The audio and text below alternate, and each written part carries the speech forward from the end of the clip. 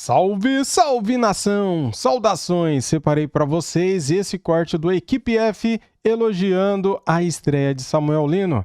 E os outros jogadores também, né? Emerson Royal também fez um bom jogo, junto com Saul, que entraram já na reta final do segundo tempo. Deixa o like para ajudar, se inscreva no canal e ative o sininho. Eu vou fazer greve de silêncio aqui no meio do vídeo. Não vou falar absolutamente nada. Temos aqui dois cortes, um corte da ESPN Brasil e um corte do Jogo Aberto da Band elogiando Samuel Lino, tá bom? Vou deixar os links na descrição como créditos para a Band e também para a ESPN Brasil. E agora só vou falar no final do vídeo. Tamo juntos.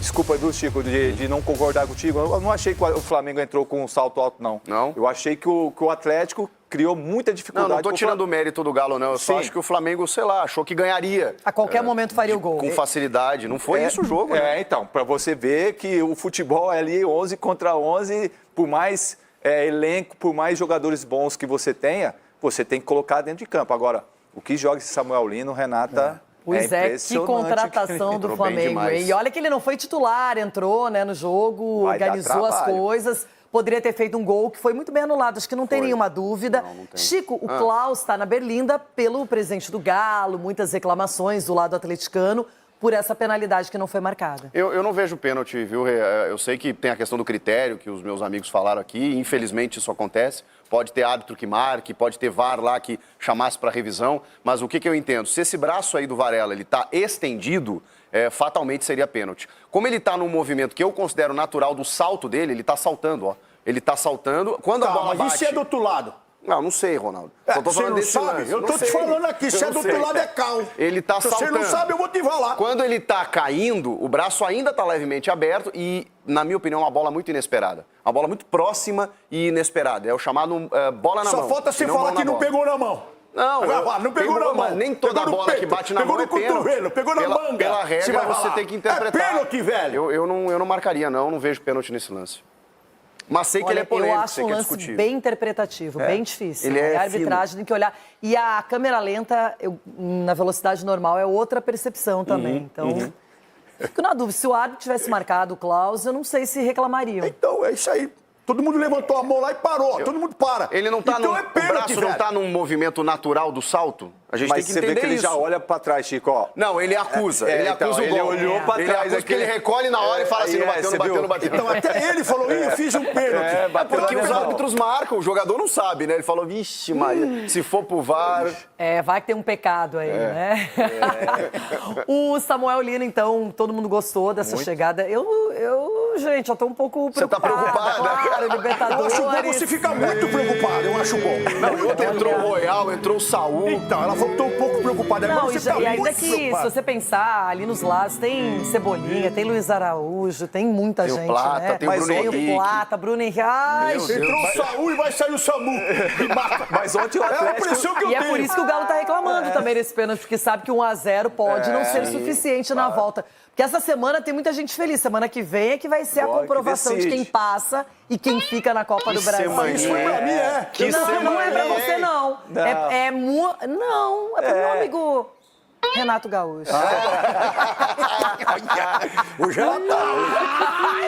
Ai, essa esperança eu tô quase que perdendo, não é? Vamos lá, vamos ouvir Samuel Lino, né? Ele jogou e foi tá virando moda no Brasil. O cara joga, mas é apresentado depois. Não é a primeira, hein? Já tivemos alguns. Fale!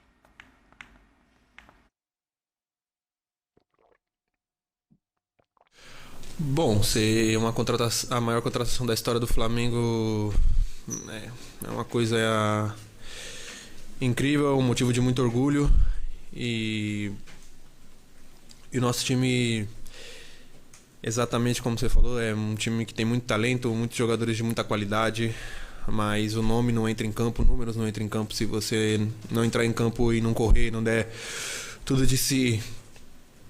Deixar a vida 100% aqui no futebol brasileiro você não vai ganhar, porque ontem vimos contra o Atlético, foi um jogo muito difícil, de muita luta, de muita briga, onde eles estavam jogando o jogo de defender e não deixar o Flamengo conseguir criar jogadas com facilidade. Então acho que números não entra em campo, e eu tô muito tranquilo, tô muito feliz. Eu acho que essa felicidade de estar aqui no Flamengo tá fazendo tirar essa pressão que tá existindo por ser a maior contratação do Flamengo. E bom, isso. Vamos lá, na tela, número Samuel Lino em Flamengo 0, Atlético Mineiro 1. E ó, ele entrou aos 13 do segundo tempo. 4 finalizações, no alvo 1. Ações da área rival 9. Duelos ofensivos 6. Duelos vencidos 6. Dribles completados 3. Algoritmo da ESPN 7,16. A nota dele nesse pouco tempo que ele ficou em campo. Pascoal, Zé, Rafa, Samuel Lino apresentado, estreou assim, jogou pouco tempo, mas Zé, uma correria e assim, tomada de decisão, aquela bola que ele bate, que o Everson faz a defesa ali, aí teve a jogada, maravilhosa. Né? Ele dá o come em 2 jogadores, ele dá o corte em 2 jogadores, no Lianco e o outro, não sei qual é o lateral, se era o lateral ou o meio campista que estava chegando, ele ameaça, dá o corte aqui, ajeita o corpo e bate e o Everson faz a defesa. É muito bom jogador mesmo. E a personalidade, né? Que ele pegava a bola do lado esquerdo, foi do lado direito, saiu, voltou para recuperar. Ele é ambidestro. Ele é muito bom. Essa jogada aí, ó. É o Gabriel? Não. Ele já tinha tentado essa jogada, depois na volta ele fez uma jogada igualzinha. E aí ele deu o corte, né? No Lianco. O Lianco ficou parado ali esperando. Essa daí, acho, né? Ó, uma. Muito bom jogador mesmo. Aí é uma boa dor de cabeça. Uma boa dor de cabeça pro Felipe, porque não vai ter como tirar. Se ele mantiver essa. Lógico que foi um pedaço pequeno, né? Uma amostra pequena, mas se ele jogar dessa forma todos os jogos, vai ser difícil de tirar, hein? Fala, Rafa. Não, só para acrescentar uma coisa que às vezes as pessoas ficam meio que esquecido esse aspecto em relação ao debate sobre o Samuel Lino. Ele de origem é atacante, né? Jogador que sempre jogou nessa função. E quando ele se transfere, dá uma viajada em alguns centros e para no Atlético de Madrid, ele chega nas mãos do Simeone, e o Simeone entende que a melhor forma de explorá-lo era reconduzindo o time para a linha de 3. Isso foi muito comum na temporada retrasada, não na passada. Na passada ele jogou menos. O Conor Gallagher, inglês, veio para o Atlético de Madrid nessa temporada passada e acabou ganhando aquela opção ali de ser titular pelo lado esquerdo. Isso modificou a configuração, inclusive, do time do Simeone, mas na temporada retrasada, ele era titular absoluto pelo lado esquerdo e fazendo toda essa liberdade para ser o cara que ataca a marcação do adversário, do outro lateral adversário. E muitas vezes, os times que enfrentavam o Atlético de Madrid tinham que dobrar a marcação. Tinha que alguém socorrer o ala ou o lateral oponente para poder tirar o espaço para o Samuel Lino fazer os dribles. Ele tem muito recurso. Eu não sei dizer, confesso o meu desconhecimento mercadológico ao ponto de dizer quanto vale um jogador. Eu acho que o jogador vale aquilo que o mercado paga por ele. Ele é o reforço mais caro da história do Flamengo. Ele vale tudo isso? Não sei. Acho que o tempo vai dizer. Agora que ele é uma baita aquisição, eu não tenho dúvida. E a curtíssimo prazo, ele vai ultrapassar todos os seus concorrentes diretos, né? Como Michael, Cebolinha. Ele tem mais recursos do que esses. Mas tem o Bruno Henrique que joga nesse pedaço lá também. E o Bruno Henrique com o Pedro sempre deu samba, né? Sim. Sempre deu liga. Eu gosto muito do Samuel Lino. Como o Rafa fala que há 2 temporadas ele foi utilizado para correr os 105 metros do campo e fazia isso sorrindo, né? Fazia isso e força na marcação quando precisava e velocidade no contra-ataque quando precisava, drible, ele tem facilidade de bater com a esquerda, bater com a direita. Eu acho até que a perna direita dele é melhor do que a esquerda, mas ele usa as duas sem nenhum tipo de problema. A ideia é de aproveitamento mesmo no setor ofensivo por parte dele. Né? Mas se precisar num jogo ou outro, o Flamengo precisar de uma dobra de lateral pelo lado esquerdo, ele vai voltar e vai dobrar com o lateral. Ele vai ajudar na marcação, sem nenhuma dificuldade, sem nenhum problema. Eu achei 22 milhões com mais 3, com possibilidades e tal. Acho que é um dinheiro assim, é que a gente fica, é que o futebol propõe esse tipo de valor, né? Sim. A gente sempre vê um negócio desse. No Brasil pouco, né? Mas assim se assusta com esse tipo de valor. Mas eu acho que é um jogador que chega. Daqueles que estrearam ontem, eu gostei mais do Samuel Lino. É de maior impacto? Depois eu gostei do Saul. E por último do Emerson Royal. Essa é a minha relação dos três. Os três entraram bem? Eu acho que eles cumpriram o que prometiam. O Emerson Royal dá para jogar melhor, porque o Emerson Royal ele precisa do físico. Ele precisa estar 100% fisicamente. Né? Sim, os dois foi na trave. Participaram. A jogada do Samuel Lino e ele entrando na área para aquela que bate na trave. forquilha. O Saul, todo mundo sabe da qualidade que ele tem no passe. Né? Aí podem seguir. A gente ele abriu o jogo uma hora raio-x dos três ontem. Pro Samuel Lino, uma hora com a perna esquerda. Ele é bom jogador. O Emerson Royal, por isso que eu acho curioso. É que assim, os três não estavam 100% para começar, mas quando você vê o banco... Pelo tempo de jogo e por aquilo que eles fizeram... Você acha que devia ter começado? Por exemplo, tirando o Emerson Royal, que entrou no... Eu acho que o Emerson entrou 27, antes, né? 27. Mas assim, pelo tempo... Samuel, o Saul foi o último, 34. Pelo tempo de jogo que eles fizeram e pelo tempo de treinamento com o time, eu acho que eles foram muito bem. Sim. Muito bem. O Samuel Lino, pela individualidade... Samuel Lino fez um treino só. Pela individualidade dele, é impressionante o que o cara fez. O jogador bom chega e joga, né? Agora, vão pegar ritmo, vão entender mecanismos, conhecimento dos jogadores, porque daqui a pouco vai ter, no meio-campo, vai ter o Jorginho. O Saul vai jogar do jeito que jogou ontem, vai jogar um pouco mais atrás, junto com o Jorginho. No meio, o Luiz Araújo vai sair para entrar o Lino, vai ser o Bruno Henrique, entendeu? Tem essas peças precisam ser utilizadas. Pelo pouco que o Samuel Lino apresentou ontem, eu volto a falar aqui, é difícil de tirar. Difícil de tirar, porque qual o jogador que proporciona isso? O Cebolinha foi contratado para fazer isso, o Cebolinha até hoje não fez. E o Samuel Lino, em 15 minutos, fez tudo isso.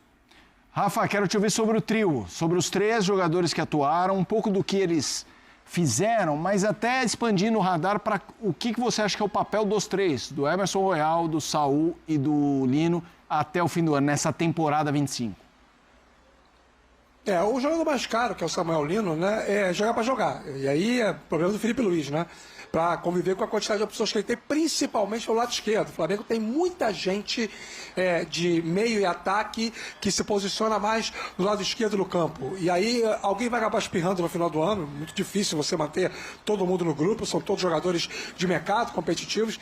E a substituição, né, a superposição de peças, ela vai melhorando a qualidade do elenco, né?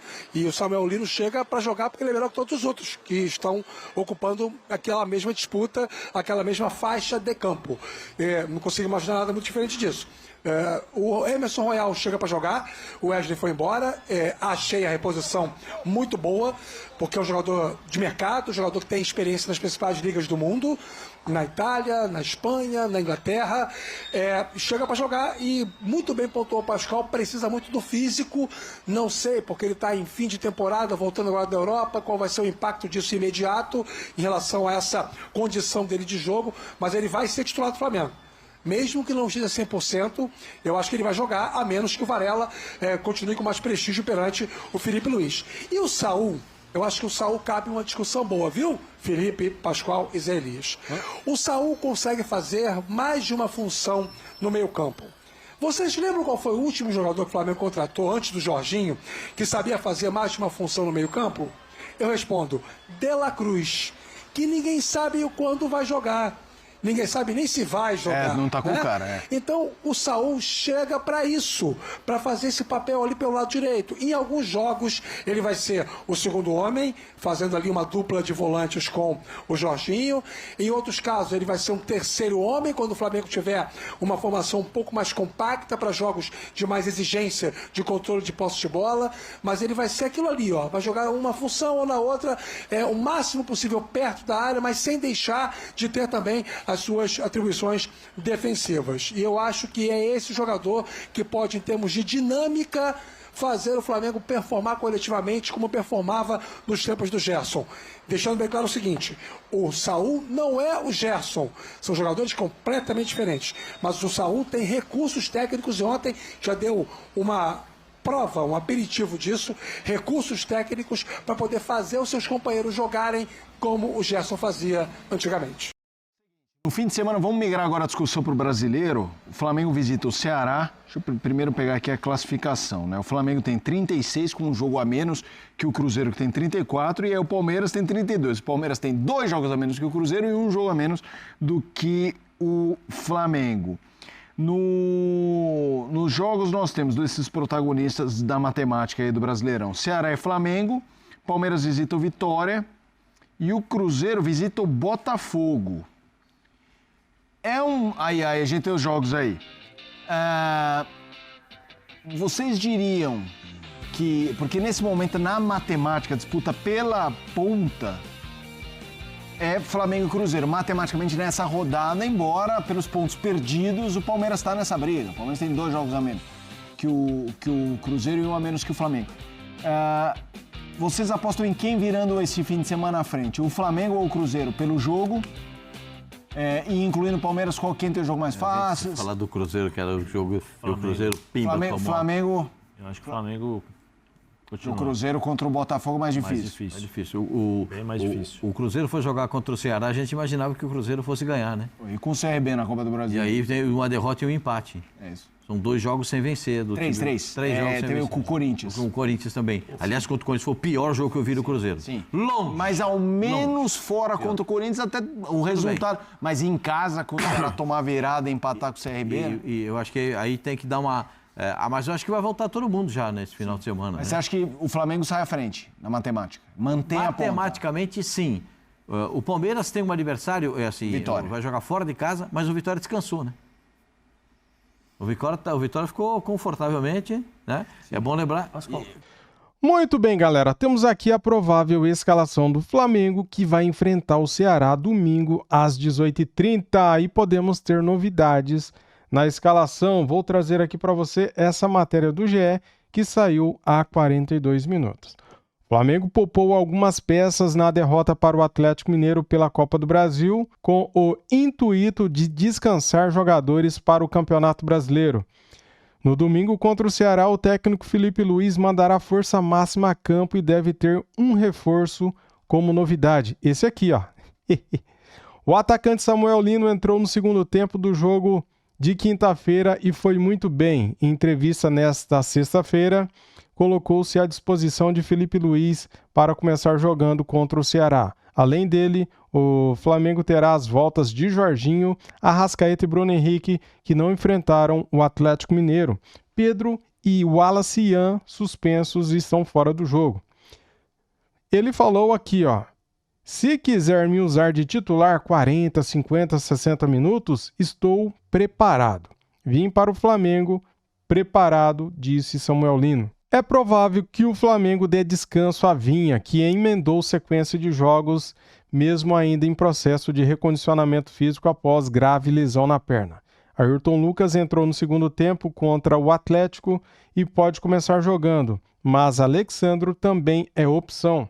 Os 2 laterais voltaram a ser relacionados na quinta depois de 3 semanas no departamento médico.